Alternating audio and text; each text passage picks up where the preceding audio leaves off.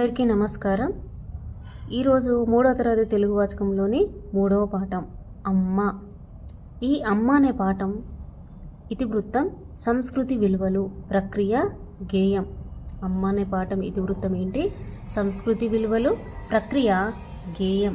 ఇప్పుడు మనం ఈ గేయాన్ని నేర్చుకుందాం. అమ్మ మనకు దైవమురా, అమ్మ ప్రేమ రూపమురా, అమ్మ వంటి దేవత ఈ అవనిలోన లేదురా. అవని, అవని అంటే భూమి, ధరణి. అవని అంటే ఏంటి? భూమి, ధరణి. తన రక్తము పోసి మనను కనిపించునురా, తీపి కథలు చెప్పి బువ్వ తినిపించునురా.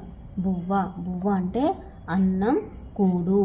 అమ్మ పిలుపులో ఎంతో కమ్మదనం ఉందిరా, అమ్మ పలుకు మాటల్లో అమృతమే చిందురా.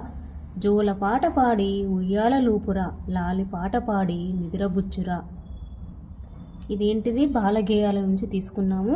ఆ బాలగేయాలు రచన ఎవరిది? Vemuganti Narasimhacharyulu. Very very very important అండి.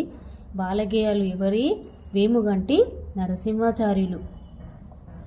నెక్స్ట్, గేయం ఆధారంగా సంబంధం ఉన్న పదాలు జత చేసి రాయండి. ఈ జత చేసి పదాలు అనేవి ఎక్కువగా అడుగుతున్న పదాలు. ఇవి డిఎస్లో తప్పకుండా వచ్చేటివి, మరియు టెట్లో కూడా అడగవచ్చు. అమ్మ పిలుపు కమ్మదనము, జోలపాట ఉయ్యాల, అమ్మ పలుకు అమృతము, లాలిపాట నిదుర. నెక్స్ట్, ఇక్కడ గేయంలో అమ్మ కథ చెప్పి బువ్వ తినిపించింది కదా. కథలు చెప్పేవారిని కథకుడు అంటారు, కథలు చెప్పేవారిని కథకుడు అంటారు. ఇట్లా ఎవరిని ఏమంటారో రాయండి అని ఉంది. చిత్రాలు గీసేవారిని చిత్రకారులు అంటారు, నాట్యం చేసేవారిని నర్తకులు అంటారు, పాటలు పాడేవారిని గాయకులు అంటారు, పుస్తకాలు చదివేవారిని పాఠకులు అంటారు, ఆటలు ఆడేవారిని క్రీడాకారులు అంటారు, రచనలు చేసేవారిని రచయితలు అంటారు. రచనలు చేసేవారిని రచయితలు అని అనడం జరుగుతుంది. నెక్స్ట్, పై పదాలతో గీత గీసిన అక్షరాలను పలకడంలో తేడా చెప్పండి అని ఇచ్చారు. క, గ, చ, జ, ట, డ, త, ద, ప, ప వంటి అక్షరాలను తేలికగా పలుకుతాం. ఇట్లా తేలికగా పలికే అక్షరాలను అల్ప ప్రాణాక్షరాలు అని అంటారు. అల్ప ప్రాణాక్షరాలు అంటే ఏంటి? తేలికగా పలికే అక్షరాలన్నింటినీ అల్ప ప్రాణాక్షరాలు అని అంటాము. అల్ప ప్రాణాక్షరాలు ఏంటి?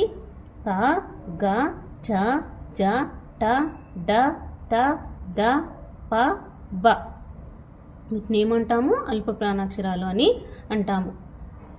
నెక్స్ట్, ఖ, ఘ, ఛ, ఝ, ఢ, ఢ, థ, ఢ, ఫ, భ వంటి అక్షరాలను ఒత్తి పలుకుతాం. ఇట్లా పలికే వాటిని మహాప్రాణాక్షరాలు అని అంటాం. మరి మహాప్రాణాక్షరాలకి మరి ఒక పేరు వర్గయుక్కులు. నెక్స్ట్, సూక్తి. ఈ సూక్తి అనేది వెరీ వెరీ ఇంపార్టెంట్ అండి. ఈ సూక్తిని కూడా వదిలివేయకూడదు. ఏ రుణమైనా తీర్చుకోవచ్చు, కానీ అమ్మ రుణాన్ని తీర్చుకోలేం. అమ్మను మించిన దైవం లేదు. ఎవరన్నారు? మహాత్మా జ్యోతిరావు పులే.